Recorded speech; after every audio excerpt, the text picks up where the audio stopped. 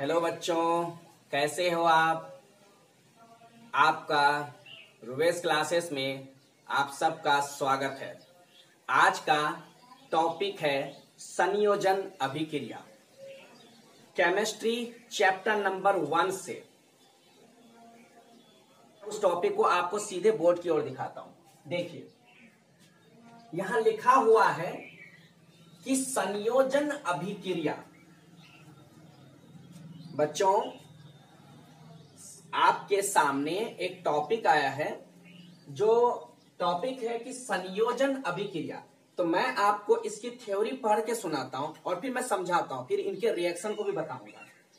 वैसी रासायनिक अभिक्रिया, फिर सुनो बच्चों, वैसी रासायनिक अभिक्रिया जिसमें दो या दो से अधिक पदार्थ परस्पर संयोग करके एक नए पदार्थ का निर्माण करते हैं, वह संयोजन अभिक्रिया कहलाता है।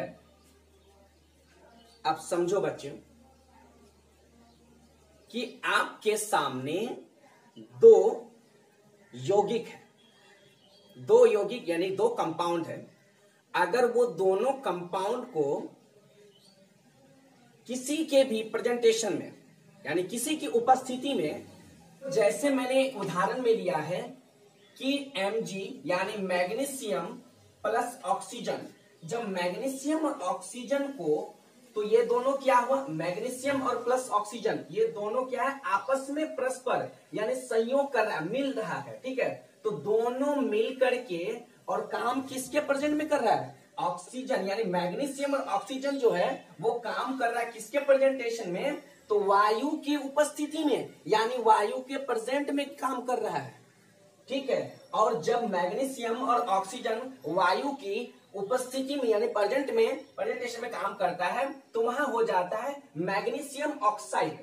और जब ये वायु की उपस्थिति में जब ये काम करता है तो ये मैग्नीशियम ऑक्साइड होता है, यानी ये जलने का काम करता है। और ये जल जाता है तो उनसे एक चीज प्राप्त होती है, वो क्या प्राप्त होती है, यानी कि सफेद चूर्ण।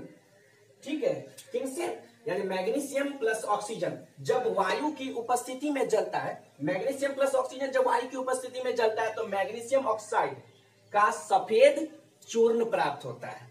समझ गए बच्चों? तो अब आप यहां पर फिर से एक बार थ्योरी को आप नोट डाउन कीजिए और बात को समझने की कोशिश कीजिए। वैसी रासायनिक अभिक्रिया जिसमें दो या दो से अधिक, हो सकता है दो भी या दो से अधिक, ठीक है, पदार्थ परस्पर मतलब जुड़कर, ठीक है, परस्पर संयोग करके एक नए पदार्थ का निर्माण करते हैं, वह संयोजन अभिक्रिया कहलाते हैं। समझ गए बच्चों? अब मैं आपको दूसरा बताने जा रहा हूं, कौन सा, वियोजन अभिक्रिया।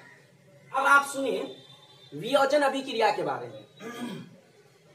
वियोजन अभिक्रिया वह रासायनिक अभिक्रिया जिसमें किसी यौगिक के बड़े अणु टूटकर दो या दो से अधिक सरल यौगिक में बनते हैं, वह वियोजन अभिक्रिया कहलाते हैं। बच्चों, आपको पहले अणु के बारे में भी जानकारी होना चाहिए। देखो, सिंपल लैंग्वेज में अणु को समझ लो।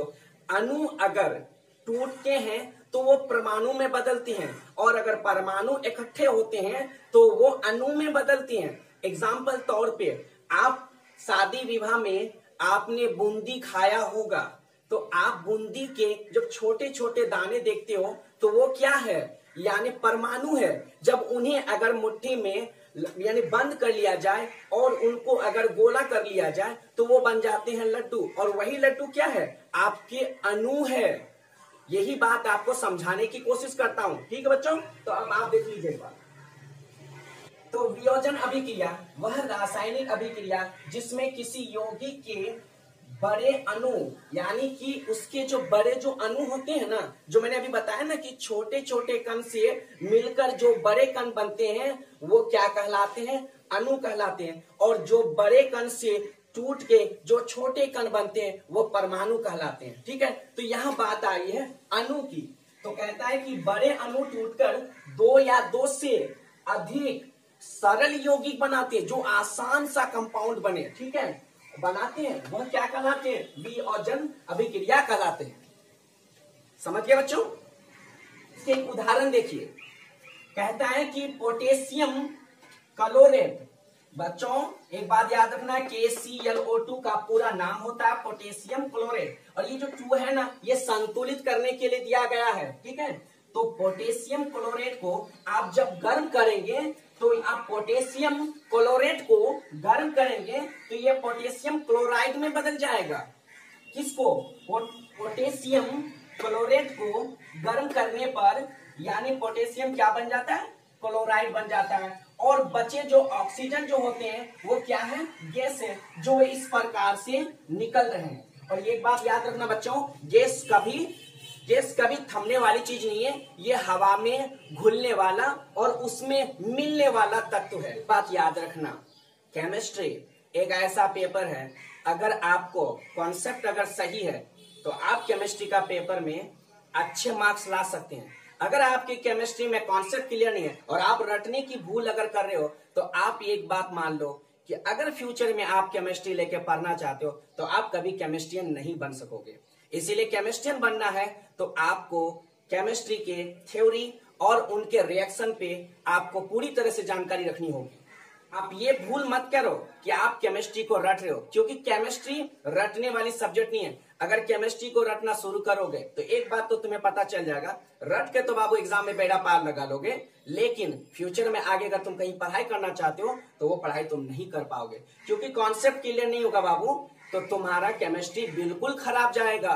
और केमिस्ट्री इतने लेंथी सब्जेक्ट है, इतने लेंथी है कि तुम्हें इसका कॉन्सेप्ट क्लियर करते करते बोर हो जाओगे। इसीलिए बच्चों अभी क्लास 10th में हो, आप बेहतर तरीके से केमिस्ट्री को पढ़ो, क्योंकि आगे आपको फ्यूचर में पढ़ना है। आप जब 11th जाओगे, 12th जाओगे, जब वहां से आप ग्रेजुएशन करोगे या आप जाकर के करोगे या फिर आप नीट क्वालिफाई करोगे, आप बड़े बड़े डिपार्टमेंट में जाओगे, तो उसके लिए आपको तो साइंस के पेपर अच्छे होने चाहिए। और इस पेपर में यही पेपर एक है जो केमिस्ट्री, जो काफी लेंथी और बहुत ही कॉन्सेप्ट से बाहर होता है। इसलिए इनका कॉन्सेप्ट करने के लिए आपको ध्यान से एकत्रित होकर पढ़ना होगा। ये नहीं कि आप पढ़ते हुए माइंड इधर उधर डाइवर्ट करे, इससे आपको केमिस्ट्री कभी अच्छी नहीं होगी। और केमिस्ट्री पेपर में आपको बहुत ध्यान लगाने की जरूरत है।